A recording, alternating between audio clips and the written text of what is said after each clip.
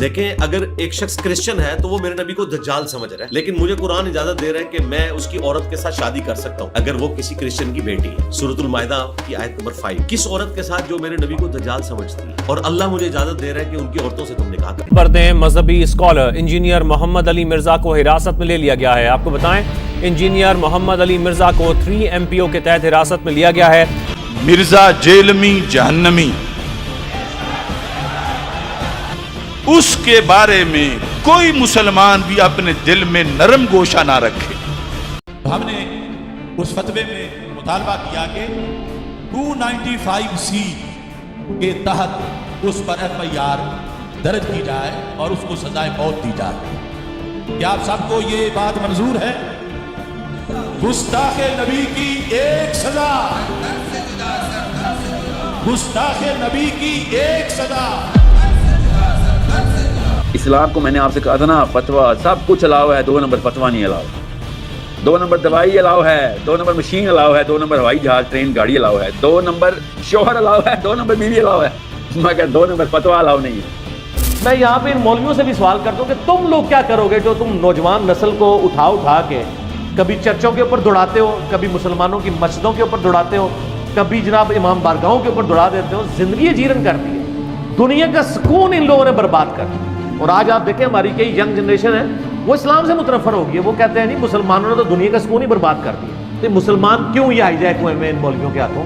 ادھر زندگی جیرن کی ہوئی ہے، کوئی علمی اختلاف والا کوئی شغف ہی نہیں۔ سر آپ غور میں حوصلہ دیکھیں، اتنے ڈیبیٹ آمنے سامنے آگے کرتے ہیں، نہ گالی گلوچ کرتے ہیں، نہ قتل کی دھمکیاں دیتے ہیں۔ یہاں تو ذرا سا اختلاف رائے ہو جائے فوراً تقریریں کرنا شروع کر دیتے ہیں اور اعلانیہ دھمکیاں لگانا شروع کر دیتے ہیں۔ 1000 دفعہ کعبے میں کھڑے ہو کے اپنے سر پہ قرآن رکھے اور عرش تک رکھ لے اربوں خربوں، اس کی توبہ قبول نہیں ہوگی۔ اور یہ کتنا بڑا ظلم ہے کہ ہمیں اپنا اسلام ثابت کرنے کے لیے علماء سے سرٹیفکیٹ لینے کی ضرورت ہے، جبکہ دوسری طرف اسامہ ابن زید کے سامنے جس بندے نے ڈر کے تلوار کی نوک کے نیچے آ کے کلمہ پڑھا ہے اس کو نبی علیہ السلام سے بھی سرٹیفکیٹ لینے کی ضرورت نہیں ہے، اسامہ سے بھی نہیں۔ نبی علیہ السلام کہہ رہے ہیں تو کیا کرے گا جب وہ کلمہ پڑھ کے کھڑا ہوگا؟ کلمے کی اتنی طاقت ہے، لیکن آپ کے ملک کے اندر اس کلمے کی طاقت صرف اس کے کلمے کی طاقت ہے کہ جب آپ اس مکتب فکر سے ہیں، آپ دوسرے مکتب فکر سے ہیں، آپ کے کلمے کا کوئی احترام نہیں۔ کہ وہ جو رسول اللہ کو مانتا ہی نہیں، دجال اور کذاب کہتا معاذ اللہ، دجال اور کذاب کہتا معاذ اللہ، دجال اور کذاب کہتا معاذ اللہ، اس عیسائی کے ساتھ کھاؤ جو حضور کے نام پر جان قربان کرتا ہے، صرف آپ سے اس کا ذہن مختلف ہے۔ آپ اس تو انجینئر کے جو الفاظ ہیں وہ بہرحال قابل قبول نہیں۔ ٹھیک ہے، یروشلم میں اس وقت کون ہے؟ یہودی پاور میں ہے۔ جو یہودی حضرت عیسیٰ کو نہیں مانتے، حضرت عیسیٰ کو تو وہ دجال مانتے ہیں، حضرت عیسیٰ کو تو وہ دجال مانتے ہیں۔ عیسائی سمجھتے تھے کہ جسے ہم خدا سمجھتے ہیں اس کے قاتل یہ ہیں، انہوں نے شروع کرایا۔ یہودی سمجھتے تھے کہ کافر جو تھا، مرتد جو تھا، جادوگر تھا، ولد الحرام تھا، ولد الزنا تھا، اسے یہ خدا کا بیٹا بنائے تھے۔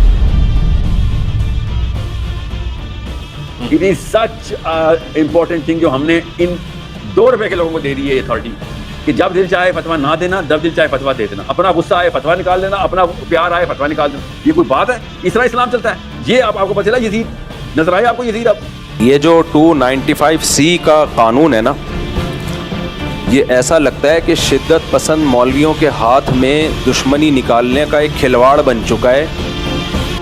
لیکن میں آپ کو یہ عرض کرتا چلوں کہ اس پاکستان کے اندر انہوں نے ناسبیت کے خلاف ایک مؤثر آواز حلفیہ یہ بات کہہ سکتا ہوں کہ انجینئر مرزا صاحب حفظہ اللہ برادر عزیز وہ گستاخ رسول نہیں، وہ رسول اللہ صلی اللہ علیہ وآلہ وسلم کی شان میں گستاخی کا سوچ بھی نہیں سکتا۔ فتویٰ کوئی قطعی حکم نہیں رکھتا ہے، کسی بھی عالم دین کا فتویٰ ہو اس کا یہ مطلب نہیں ہوتا کہ اللہ کی بارگاہ میں بھی وہی فیصلہ ہو گیا۔ ایک عالم کی رائے ہوتی، فتویٰ حکم شرعی عند اللہ نہیں ہوتا۔ لہٰذا پورے پاکستان کے علماء بھی متفق 100% متفق ہو کر بھی اگر کہہ دیں کہ ہاں یہ معاملہ گستاخی کا ہے تو سر پھر بھی وہ عند اللہ گستاخی کبھی نہیں بنتی۔